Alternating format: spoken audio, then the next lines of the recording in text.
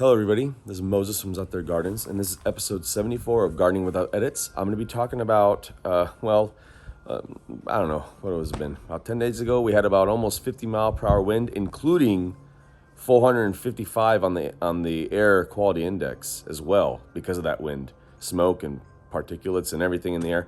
But anyways, when it was windy, let me spin the camera around. When it was windy, I was telling family that stayed over that love my garden that this is the worst than the hot sun is strong winds for plants, for leaves, that is. The leaves actually will shrivel up from wind compared to hot sun, and I'm gonna show you right now. So we had a hot summer. All of California did. All of California.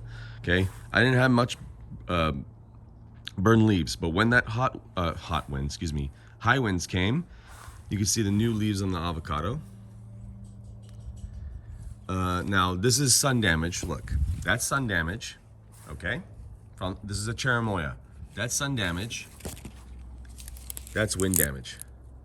You see the difference? It's not brown. It didn't burn from the sun. It burned from the high winds.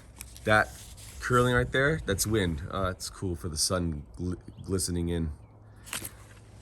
Right here, all that. That's wind damage. That's why when you're buying plants, it says if you have, I mean, look at this. Look at this. That's not from the sun. It's not brown. It didn't burn. That's from wind. That's why when you buy plants online, it says, like cherimoya, for instance, it doesn't like high wind areas. That's the reason. It'll dry out fast. But I mean, it did fine. Comparatively, you know, it's not dead. That's all that really matters, right? So I hope you all doing well. The moringa, after that wind, just doesn't want to stay up. So I'm trying to hold it as much as I can, so I can grow out these. I'm not too sure if be doing giveaways on it, or selling the pods, or eating them, or saving the seeds for myself.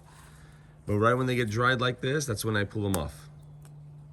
The moringa oleifera, the only one. I've planted 100 of them, and this is the only one that's making it year after year. It's been, I don't know, 4 years now, 3 years.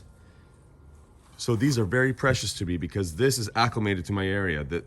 This tree's babies, right here, the seeds, are acclimated to this area. So when I plant these, they always shoot right up. I'm in Central California, Zone 9B. Okay, it's about 3 minutes. Happy gardening, everybody.